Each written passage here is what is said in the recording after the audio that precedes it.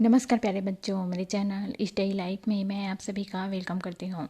मैं आज आप लोगों के लिए प्री डीएलएड प्रवेश परीक्षा 2022 का संभावित मॉडल आंसर लेकर आई हूँ।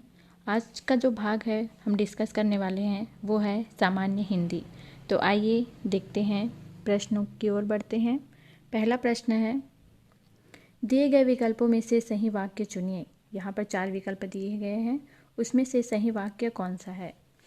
ऑप्शन ए है, भारत में दर्शनीय स्थल अनेक देखने योग्य है। ऑप्शन बी, भारत में अनेक दर्शनीय स्थल हैं।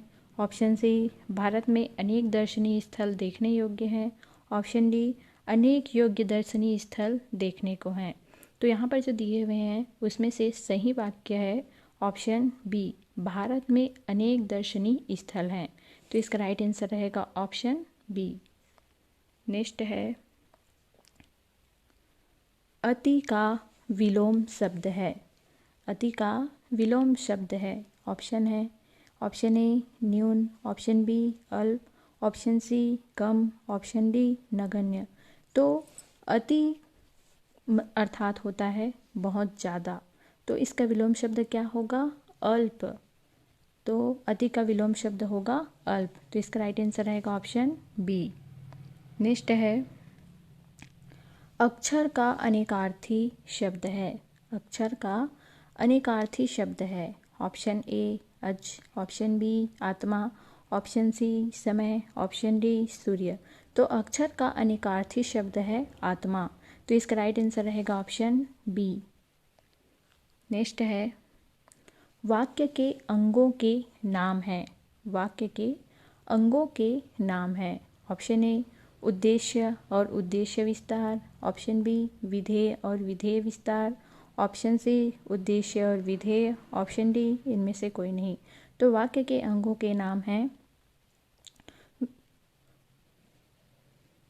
उद्देश्य और उद्देश्य विस्तार। तो इसका राइट आंसर रहेगा ऑप्शन ए। नेक्स्ट है, ई का उच्चारण स्थान है। ई का उच्चारण स्थान है। ऑप्शन ए कंठ्य, ऑप्शन बी तालव्य, ऑप्शन सी ओष्ठ्य, ऑप्शन डी दंत्य। तो ई का उच्चारण स्थान है। ई का जब हम उच्चारण करते हैं तो तालु का प्रयोग होता है। तो ई का उच्चारण स्थान है तालव्य। तो इसका राइट आंसर रहेगा ऑप्शन बी। नेक्स्ट है, कामकाज में कोरा होना। कामकाज में कोरा होना मुहावरे का अर्थ होगा। क्या होगा कामकाज में कोरा होना मुहावरे का अर्थ। ऑप्शन ए काम पूरा नहीं करना, ऑप्शन बी काम जल्दी ख़त्म करना, ऑप्शन सी काम न जानना, ऑप्शन डी काम धीरे धीरे करना।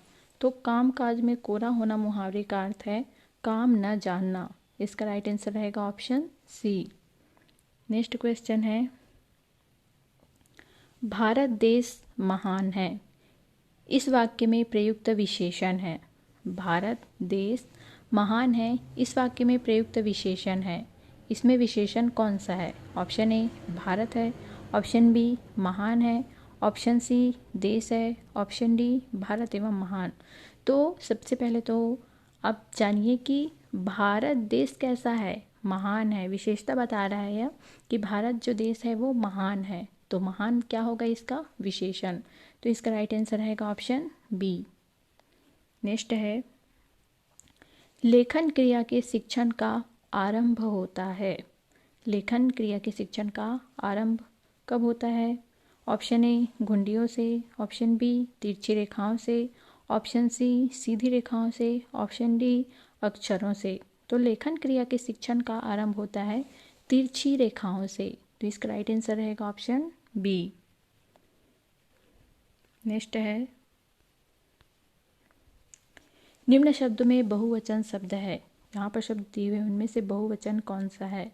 पानी, जनता, वर्षा, योद्धा। तो यहाँ पर बहुवचन शब्द है वो है जनता। जनता जब हम कहते हैं तो इसमें एक व्यक्ति शामिल नहीं होता, उसमें बहुत सारे व्यक्ति शामिल रहते हैं। तो ये एक वचन नहीं है, ये बहुवचन है। तो यहाँ पर बहुवचन शब्द पूछ रहा है, तो इसका राइट आंसर रहेगा ऑप्शन बी। लास्ट क्वेश्चन है, निम्नलिखित में से प्रस्तर का तद्भव शब्द है। प्रस्तर का तद्भव शब्द क्या है। ऑप्शन ए पाथर, ऑप्शन बी पत्थर, ऑप्शन सी पत्थर, ऑप्शन डी पत्थर।